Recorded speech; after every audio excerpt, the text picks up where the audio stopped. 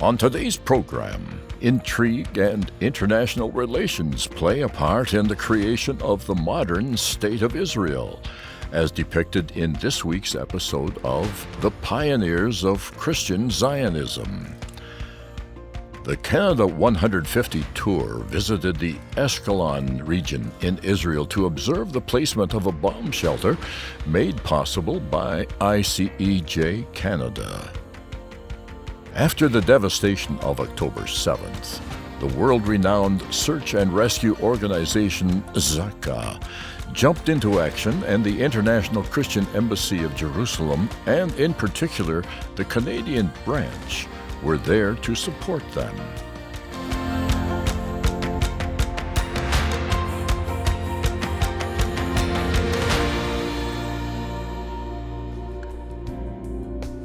Psalm 102, verses 24 through 28.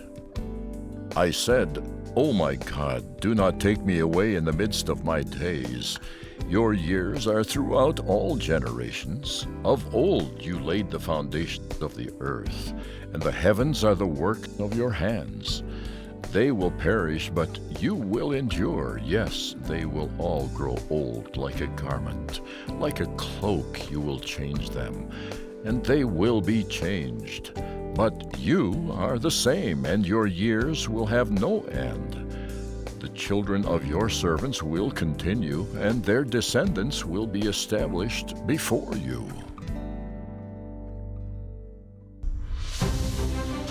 The restoration of the nation of Israel is one of the greatest miracles of our time. For many centuries, Christians foresaw through biblical promises this exciting event. They spoke, wrote, and taught about this future restoration. Today, they're called Christian Zionists. This is their story. When you look at the history of the Christian Zionist movement alongside the history of the founding of Israel, there's an important moment in 1947, a year before Israel was reborn, when the United Nations sent a special committee here, the UNSCOP, to investigate what the conflict between the Arabs and Jews over the land was. And there were two Christians, Reverend John Stanley Graul and Reverend William Hall, who had a big influence on the committee's decision to allow the formation of a Jewish state. When this UN Special Committee on Palestine arrived in the land, the local Jewish leaders were concerned that they were a little too pro-British, because several of the members of the committee were like Canada, other British Commonwealth countries. But at the same time the committee came here to hold hearings, there was a ship of refugees, the Exodus 47, trying to get in with over 4,000 destitute Jewish refugees, and it became worldwide news the way the British attacked this ship. John Stanley Graul was a Methodist minister who had become known to the Zionist leaders in America that he was for a Jewish state. So he was recruited to be the one non-Jewish, a Gentile member of the crew on the ship, and he was smuggled to Jerusalem after everyone else on the ship was arrested and sent back to Europe. He was smuggled to Jerusalem to testify to the committee how brutal the British had been in attacking the Exodus, and his testimony was very influential on the committee to say, hey, we need to form a Jewish state here. At the same time, this Reverend William Hall, he had been here in the land serving in ministry for already 10, 15 years, had become very much on the side of the Zionists. He had seen and witnessed himself Arab atrocities against Jews, and he went to Justice Rand, the head of the UNSCOP committee, who was a fellow Canadian, and they feared he might be very pro-British in his decisions. But William Hall convinced him of the justness of the Zionist cause, and over a dinner on the balcony at the YMCA here on King David Street. And he also submitted a letter as testimony to the UNSCOP committee of the justness and the biblical basis of the Zionist cause, and we really have to look back at him and Graul as Christians who were there in the right moment, who had an influence on this committee and caused it to turn away from, say, handing it back to the British or other options and saying we have to form a Jewish state. There will also be an Arab state, but without them, that decision probably would not have come out. When we look at John Stanley Graul, he had a reputation among American Jews as someone supporting their cause, and they used him at a very important moment in a very important role that turned out to be one that had great influence in the founding of Israel. And even William Hall found himself in a position where he was bold and innovative in going to the head of the committee and saying the cause of Zionism is just and it's biblical and we need to support it. And William Hall's letter, if you read it to the UNSCOP committee, is as good a statement of Christian Zionism as you'll find. John Stanley Graul and William Hall are examples of Christians who found themselves in the right place at the right moment to make a difference in Israel's history, the destiny of the Jewish people, and they provide inspiration today. And I invite people to even go look at William Hall's, you can find it online, William Hall's letter to the UNSCOP committee, and it's as good a statement of Christian Zionist belief as there is. Hi, I'm Donna Holbrook, National Executive Director of the International Christian Embassy, Jerusalem in Canada, and I want to welcome you as our viewers. We're in Capernaum for the 42nd Feast of Tabernacles with the ICEJ, and we are here with all the nations. And you're watching online perhaps, and for even more nations who couldn't come in person. But we have 2,000 pilgrims here. We had opening night on the Galilee. It was sensational. We joined people from ICEJ, Ireland, Zimbabwe, USA, all over, and our brothers or sisters are here. They're having a wonderful time, some for the first time and some for return trips, and many Canadians. So I would wish that you could come and have your experience during the Feast of Tabernacles, being in the land, being where we're in the ministry of Jesus right here, where 70% of his ministry was done in on these shores of the Galilee. And I just want to thank you as our friends and our listeners that one day, if you haven't been here, that you will come with us and partake. Thank you. Psalm 84, verse 5. Blessed is the man whose strength is in you, whose heart is set on pilgrimage. As they pass through the valley of Baca, they make it a spring. The rain also covers it with pools. They go from strength to strength. Each one appears before God in Zion. We're going to actually unload the shelter right now. I just want to say that what you're watching is a 7 metric ton, that's almost 16,000 pounds of steel being hoisted into the air, being dropped off here, okay? And steel is a much stronger material than concrete, and you'll have a chance to go inside it afterwards. You'll see what we're talking about. It's the latest in materials. By the way, that sound that you hear is actually rocket fire we're 7 kilometers from the Gaza border. So you can get a sense of why this is very needed. Okay, we're going to unload the shelter right now, and then we'll have a chance to speak for a few minutes about what's going on, what the need is, and from our very important speakers today. But first, let's go put this shelter down so we can bring safety for these children, shall we?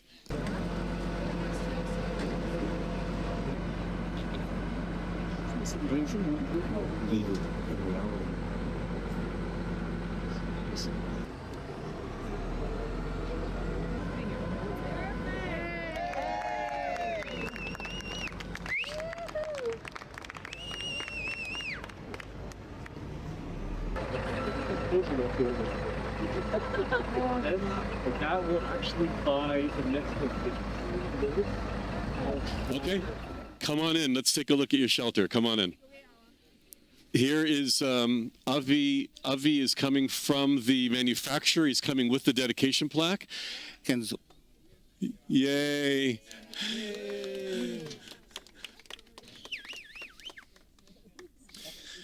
This shelter was donated by the International Christian Embassy, Jerusalem, Canada, to provide protection and comfort for our dear friends of Eshkelon region. And also, it says it in Hebrew as well, as you can see. So everybody will be able to know that there are people on the other side of the ocean who love them and care for them. Isn't that right? So I have the privilege, and it's the honor, and I say this with great humility, of really being your messenger here in Israel. Operation Life Shield is a nonprofit charitable organization that started 11 years ago. And it was a response to the Second Lebanon War, when it was understood that we needed above-ground shelters in Israel. Underground shelters were not going to work anymore, with approximately 50% of Israelis having accessibility issues, whether elderly, disabled, injured soldiers, parents carrying small children. Half the population actually couldn't even get into an underground shelter. And the need was to place above-ground shelters. And just like out of the Bible, we followed the words, Hineni, here we are, here I am. And we stepped into that gap and we said, we'll take this. And I have to tell you that almost at the same time that Operation Life Shield was founded 11 years ago, just about at the exact same time, we discovered a partner. And that partner was the International Christian Embassy, Jerusalem. We go back over a decade. And this relationship, this partnership that we have together with the ICEJ has literally placed dozens and dozens and dozens of shelters in northern Israel and in southern Israel. But more important than that number of shelters is the fact that tens of thousands of lives in Israel are protected and saved every year in and year out. That's what this partnership has produced. And not only have those lives been saved and protected, but the parents of the children whose lives are protected, and the children whose parents whose lives are protected. And I can speak on a personal note because my son-in-law's grandparents' lives were saved by an ICEJ shelter in the city of Netivot as they were coming out of synagogue one day and rockets were fired. And it was a shelter that was meant for a kindergarten. And I never paid attention that to the right of the kindergarten was a synagogue, and I never would have thought that my son-in-law's grandparents prayed in that synagogue.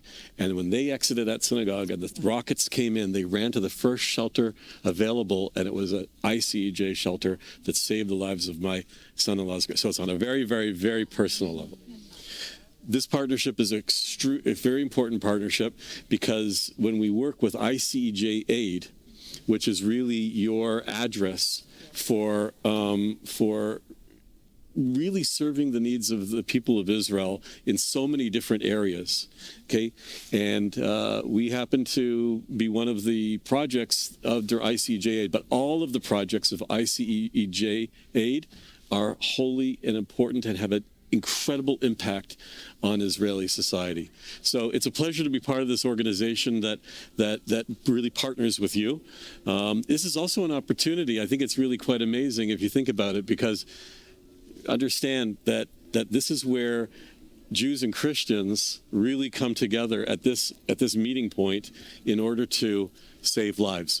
And as you know, ICEJ Canada has not only protected the lives of Jews in Israel, but also of Christians and also of Muslims. There are ICEJ shelters protecting Israeli Bedouins, Muslims.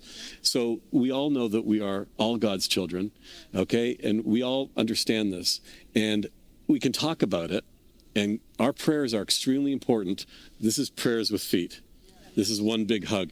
So God bless you so much for this tremendous gift. I want to introduce, where is she? Tzippi. I want to introduce Tzippi, who is the vice principal of this school, to tell you about the school and the children and why this shelter is important. Just hold it like this. Okay. Hi. Well, first of all, thank you for coming, and thank you for this wonderful donation. I'm truly touched by this. I've studied at the school as a child, and now I'm the vice principal. I've been working here as a teacher for 20 years. give or take. In the school we have 580 children and about 70 staff. Soon you'll hear the bell and you'll see all the children playing in the field right next to us. We have 19 homerooms here, about 31 children in each homeroom, from first grade through sixth grade. Afterwards, they go to the junior high school near the area council. All the children here live in moshavim in the area, which is an agricultural settlement that is privatized. It's not communal like the kibbutz. Every family has its own farm and its own economic system. And a lot of the children have parents and grandparents who went to this school. My youngest son is in fourth grade here. And it's a beautiful school with wonderful people. It's very helpful to have shelters in the school because, as you noticed before, you heard that loud bang. We hear that all the time. Sometimes we don't pay attention because we're busy doing something else, but usually when it's quiet, you notice it, and it's stressful. It causes a lot of children to feel stress, and knowing that they have a shelter almost everywhere they look calms them and enables them to be able to focus on studying and on playing and on being children. We have a large amount of children in the school who we help through different psychological treatments, like through art and art therapy and with animal therapy and agriculture therapy, pharmaculture, things like that, to help them cope with the daily stress of living here. And most of them are doing wonderfully. Yeah. Thank you. What type of warning system do the children have? Okay, we have a warning system through sound. It's called Tseva Adom. It means red color red. And when it sounds, the children know they have 15 seconds to find shelter. Each of the classrooms in the school has a shelter attached to it with a door. From the third grade has a third grade shelter. The science room has a shelter. Every room in the school has a shelter, except for one room that is close enough to a different room that has a shelter on it. When we just started getting attacked by missiles, they started putting shelters on the homerooms. And after Operation, what's it called, the last one? Defensive shield. The protective shield, which was 3 summers ago. Right. They decided to add on all of the topic rooms, like the science room, the math room, the art room, the music room, all got another additional shelters. And we put shelters in the yard. You can see one over there that's near the playground. And when you walked through the school before, you noticed a few shelters on your way in. We have to try and have as much area covered as possible. Who is monitoring the rockets when they leave Gaza? There's a system that is by the Army that monitors, and that's the system that sends us our alerts. Yeah. Right here. Yeah. Mm-hmm. Thank you very, very much. Thank you. Romans chapter 9, verses 6 through 9. But it is not that the word of God has taken no effect. For they are not all Israel who are of Israel, nor are they all children because they are the seed of Abraham. But in Isaac your seed shall be called. That is, those who are the children of flesh, these are not the children of God, but the children of the promise are counted as the seed. For this is the word of promise. At this time I will come, and Sarah shall have a son.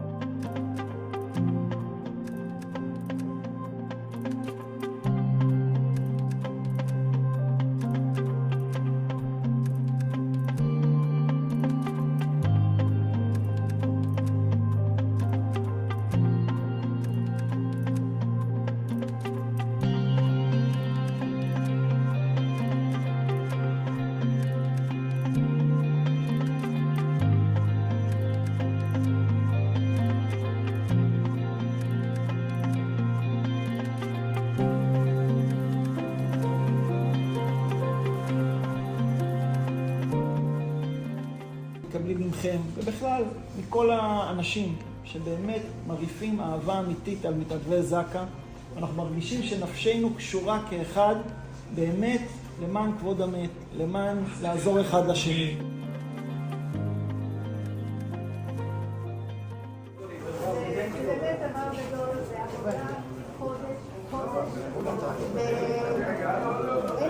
אמרתי את זה הרבה פעמים, ואז היום הנורא אין מילים. אבל השם מתכוון טוב לעם ישראל, וזה יהיה טוב, ויש את פתרון לבוא. והוא נאמן לכל הבטחותיו, ואתם שותפים לדברים טובים. תמשיכו להיות שותפים, לעזור עם חיוך, עם לב גדול, ויהיה טוב. תודה רבה.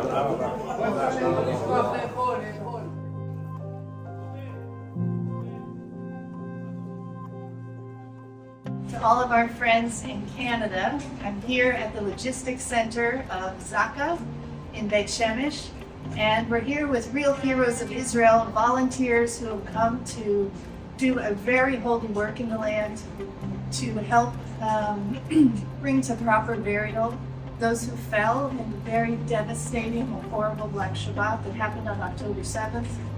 They've been on the front lines, and we're so grateful to all of our friends in Canada who donated essential equipment, the vests, the helmets, the medical kits. They saved many lives, and they brought to honorable burial those that could not be saved. We want to say thank you for strengthening them in this holy work, and we honor them today. Thank you very much.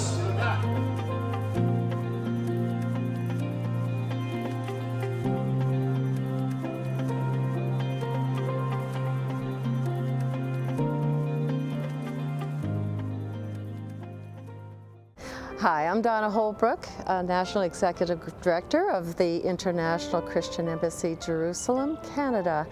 And I'm happy to say that we're in Israel at Rahavot at the Chaim Weizmann Institute property. He was the first president of the State of Israel. This is my segue to the Shomer, Keep of Israel, estate giving. And we had one example I'd like to share with you. Audrey Ruth Peer was one of our members who came to know about the work of the ICEJ in bringing comfort here. And she passed away as an only child and with no children of her own. She had two regrets in her life. One was that she didn't have children, and the other one that she never came to the land of Israel.